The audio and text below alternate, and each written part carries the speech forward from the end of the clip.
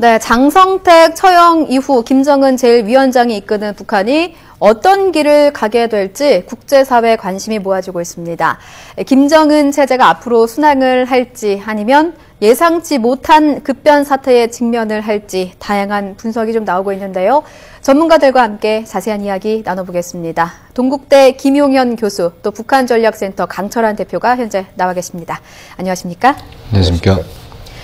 네, 이 장성택 수청을 둘러싸고 좀 다양한 분석들이 나오고 있습니다. 김정은 시대의 신엘리트 그룹이 아버지 세대 권력들을 밀어내기 위해서다, 이런 분석이 또 있고요. 네. 한편으로는 2인자 자리를 둘러싸고 벌어진 권력 암투 때문에 이런 일이 벌어진 것이다, 이런 분석도 나오고 있는데 어떻게 보십니까? 먼저 교수님부터 말씀 드리겠습니다. 우선 지금 두 가지의 그 가능성들을 우리가 다 열어놓고 있습니다만, 예. 전체적으로 봤을 때는 북한 내부에 김정은 체제를 만들어가는 네. 이 과정, 특히 김정은 집단 지도 체제에서 김정은 단일 지도 체제로 가는 이 흐름 속에서 예. 9세대 인사들에 대한 정리, 그래서 상징적인 인물로서의 장성택에 대한 정리, 그리고 장성택 행정부장이 상당히 이제 김정은 유일 지도 체제로 가는 데 있어서 예. 부담스럽게 작용하는 그것에 대한 북한 내부의 정리, 이 과정 속에서 상당히 빠른 속도로 네. 세대 교체가 이루어지는 그 과정이다, 이렇게 봐야 될 것 같습니다. 빠른 속도로 세대 교체가 이루어지겠다고 보셨고요. 네. 어떻게 보십니까, 대표님? 예,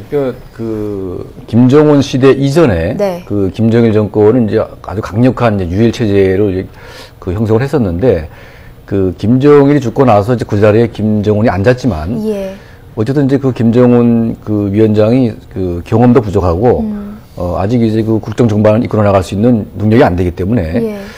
부득불이 장성택 행정부장과 최룡해 인민군 청정지구장이 그 양날개에서 그 김정은 위원장을 이제 보좌를 했는데 이게 지금 그 김정은이 너무 서두른 것 같습니다. 장성택 수청을. 예. 예. 그래서 지금 아마 장성택 수청 같은 경우도 아마 김정은이 주도했다기보다는 아마 이제 그 아버지 김정일이 그 이미 이제 그 장성택 행정부장의 권력 집중이 이제 예측을 하고 예. 한 2년 지난 이후에 이제 자동적으로 어떤 직위 해제하도록 이렇게 아마 시나리오를 다 짜놓고 가지 않았을까 그런 생각도 해보고. 예. 근데 문제는 이제 여러 가지 변수가 있지 않습니까? 특히 이제 대외적인 변수가 있고 또 국내의 어떤 그 경제 문제가 있는데 예. 이 대외적인 그 변수와 국내 경제 문제가 이게 맞물려 있습니다, 이게. 예. 그래서 지금 장성택 행정부장 같은 경우는 이제 친중 인사로 또 중국 지도부가 상당히 지금 공을 들이고 이제 인맥 관계를 형성했던 예. 그런 사람인데, 장성택 행정부장을 깍듯이 대했던 이제 그 후진타오 주석이나 예. 이 중국의 최고 지도자를 맞대했던 사람인데 그런 사람을 그렇게 짐승처럼 이제 죽여버린다는 것은 중국에 대한 굉장한 모독이 될 수 있다는 것이죠.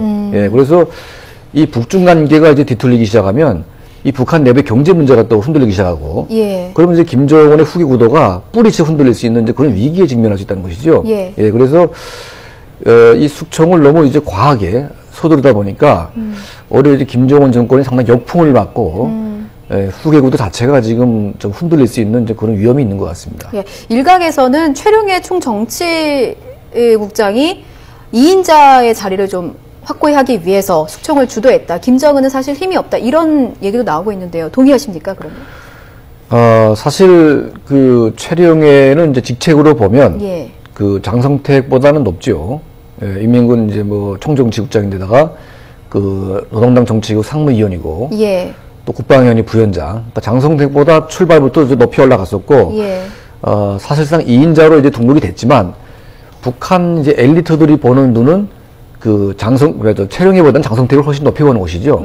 또 실질적인 파워도 네. 장성택 중심으로 움직이다 보니까 최룡해가 이제 상당히 화가 났을 가능성이 높고, 그래서 이 장성택 군으로만 있다가는 이제 자기가 영원히 어떤 3인자로 이제 나락으로 빠질 수 있기 때문에 그 권력에 대한 욕심을 낼 수도 있다. 네. 네, 그렇게 볼 수도 있겠지만, 근데 이번 숙청 같은 경우는 기본적으로 그 김정은 세력, 그러니까 이제 당 조직부를 중심으로 한 김정은 세력과 예. 또 이제 그 이미 세력을 구축해왔던 이제 장성택 행정부장, 그러니까 행정부 권력 간에 이제 양 그 두 부서가 이제 권력이 충돌한 것 같아요. 이 와중에 최룡해 역할이 어떻게 이제 반영이 됐냐, 예. 이게 중요한 변수인데요. 아마 이제 최룡해 같은 경우는 그 장성택과의 관계가 오랫동안 이제 한 40년간 이제 이어져 왔기 때문에 네. 그렇게 대놓고 장성택을 무자비하게 칠 만큼 그런 이제 위인이 안 되기 때문에 아마 이제 이거는 그 김정은의 신진 세력들, 그러니까 당 조직부의 어떤 그 지금 최근에 그 삼지연 5인방이라고 나오지 않습니까? 뭐 황병선이 뭐 박태성이니 뭐 이런 사람들, 마원춘 같은 사람들, 예. 이런 거 김정은의 신진 그룹들이 장성택 제거를 좀 서두른 것 같은 그런 생각이 듭니다. 아, 최룡해가 주도했다기보다는 신진 세력이 주도했다, 뭐 이렇게 보시는 겁니다. 그러니까 최룡해는 이제 인민군을 총괄하기 때문에 그 최룡해 아마 중립에 섰거나 예. 또 지지했거나 했겠지만 예. 이제 군부가 동원된 건 아니기 때문에 예. 아마 이제 최룡해가 직접 개입한 것 같지는 않습니다. 예. 교수님께서는 어떻게 보십니까? 지금의 북한의 이번의 상황 자체는 예. 어떤 개인의 그런 개인 간의 충돌이랄지 또는 어떤 그 집단 간의 충돌 뭐 이렇게 보기는 좀 어려운 부분이 있습니다. 그러니까 뭐 북한 내에 그 최룡해와 장성택의 갈등이랄지 이런 쪽의 접근은 현실적이지 않은 것 같고요. 예.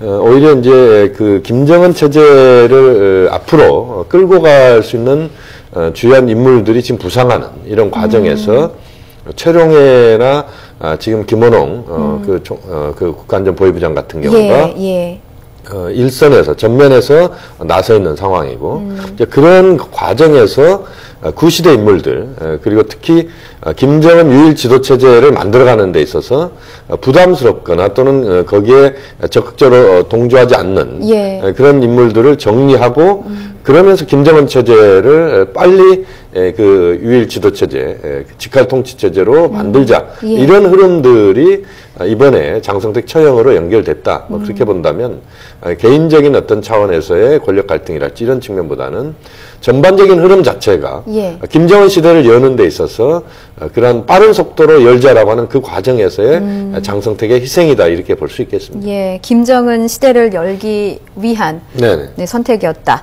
자, 그런데 장성택 처형 뒤에요. 친인척들이 강제 수용소로 이송이 됐다 이런 얘기들도 나오고 있습니다. 실제로 정치적 숙청이 이뤄지고 난 다음에 가족들이나 친척들이 강제 수용소로 가게 되는 경우가 종종 있는 것으로 알고 있는데 맞습니까? 뭐 과거의 사례를 보면 이제 그런 경우들이 많이 있었죠. 50년대, 1950년대, 60년대 북한에 이제 그 계파별 갈등 과정에서 숙청이 있었습니다. 연안파랄지, 뭐 소련파, 갑산파, 남로당 계열, 또 국내파 이런 이제 다양한 그룹들의 이제 숙청 과정 속에서는 말씀하신 것처럼 이제 가족들까지 그런 그 여러 가지 고초를 겪는 상황들이 있었는데 이번에도 아마 그 상황이 재현될 가능성이 있다고 봅니다. 장성택의 뭐 가족이나 친인척들이 뭐 가족이라면 두 명의 부모는 뭐 빼고요. 그렇습니다. 이번에 보면은 이제 그 쿠바 대사랄지 말레이시아 대사가 지금 이제 그 장성택의 그 친인척들이었는데요. 그들의 소환은 거의 확인이 됐다 이렇게 봐야 될 것 같고요. 그 과정에서 실질적으로 이제 장성택 행정부장의 직계 가족들이었지 이들이 북한 사회 내부에서는 더 이상 이제 그 자신의 정치적 활동이랄지 사회 활동을 할 수 있는 그런 환경은 아마 북한이 만들지 않을 것 같습니다. 그렇게 보면 그들의 이제 추후에 어떤 식의 행보가 펼쳐질지는 우리가 지켜봐야 될 것 같고요. 김경희 경공업부장은 이번에 이제 김국태 장의원 명단 6번째 이름을 올렸고, 그런 이제 그 중앙추모대회랄지, 또 금산 태양궁전 그 방문은 이루어지지 않았습니다. 결국 건강상의 문제, 뭐 이런 것들이 겹치면서 앞으로 아마 명예직을 유지하는, 그러면서 김정은 제1위원장의 사적인 부분에서 역할을 하는, 뭐 이런 부분을 우리가 생각해 볼 수 있을 것 같습니다. 자, 이 상황에서 좀 관심이 되는 건요, 북한이 얼마 전에요, 예고 없는 타격을 할 수도 있다. 뭐 이런 통지문을 또 저희한테 좀 보내왔습니다. 동시에 또 개성공단에 대해서는 뭐 개방의 문을 열어놓겠다. 이런 제스처도 취하고 있는데요. 이렇게 두 개의 카드를 동시에 내미는 이유, 뭐 어떤 전략이라고 저희가 풀이를 해봐야 될까요? 먼저 그러니까 지금 북한이 이제 혼란기이기 때문에 이런 시기에 이제 만약 대한민국 정부가 북한을 흔들게 나서게 되면 이제 장성택 계열로 분리됐던 많은 반대파들이 남쪽으로 이제 민심이 쏠리게 되고 또 이제 지금 그 북한 내부의 경제난 때문에 그 상당한 엘리트층 그룹들이 지금 그 중국식 개혁 개방에 대한 그 기대가 굉장히 높거든요. 근데 개혁 개방의 중심인 장성택 행정부장을 채용했기 때문에 이 사람들이 굉장히 우왕좌왕하고 있어요. 근데 남쪽이 개입하게 되면 이 북한의 엘리트 그룹의 민심이 남쪽으로 공격할 수 있는 이제 그런 이제 위험이 있기 때문에 예. 대한민국 정부가 이럴 때 가만히 있으라 이렇게 경고를 하는 것이죠.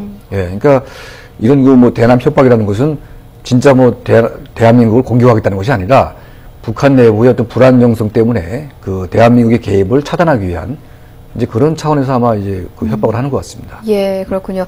저 대변 교수님께 한 말씀 네. 더 질문 좀 드리겠습니다. 상당수 전문가들이요, 네. 북한이 대남 정책에 있어서 강경책을 할 것이다. 뭐 이를테면은 뭐 4차 핵실험을 진행을 한다든지, 네. 혹은 뭐 미사일 도발을 한다든지 이런 가능성도 좀 제기하고 있는데 실제로 어떨까요? 어떻게 보십니까? 그 가능성에 대한 대비는 분명히 하긴 해야 된다고 보는데요. 네. 다만 이제 북한이 지금 상황에서 4차 핵실험이랄지 장거리 미사일 발사랄지 또는 연평도급 대남 무력 시위를 한달지 예. 이렇게 갔을 경우에 북한이 가질 수 있는 부담입니다. 예. 이 후폭풍을 북한이 얼마만큼 감수할 수 있느냐는 부분인데요. 예. 지금의 남북관계나 지금 북핵 문제는 서로 연관되어 있는 부분들이 있습니다. 다시 말씀드리면 남북관계가 최악의 상황이 빠진다면 예. 북핵 문제를 풀기 위한 그 동력도 상당히 잃어버리는 이런 경우들이 그 이제까지의 패턴이다 이렇게 볼 수가 있는데 네. 그렇게 본다면 지금 국면에서 북한이 그러한 그 무리한 그런 대남, 대미 또는 대외 행보를 할 가능성은 높지 않다. 오히려 이제 말로써 지금도 이제 말로서는 북한이 세게 지금 나오고 있는 부분들이 있습니다만 예. 말로써 대남, 대외 시위를 통해서 내부 결속을 꾀하는 이런 정도의 그 스탠스를 가질 가능성이 높다. 예. 앞으로는 뭐 아마 중장기적으로 우리가 상황을 지켜봐야 되겠지만 예. 지금 상황에서는 그렇게 크게 우려할 사안은 아니라고 봅니다. 예, 알겠습니다. 오늘 말씀 여기까지 듣겠습니다. 지금까지 동국대 김용현 교수 또 북한전략센터 강철한 대표와 함께했습니다. 말씀 고맙습니다. 감사합니다.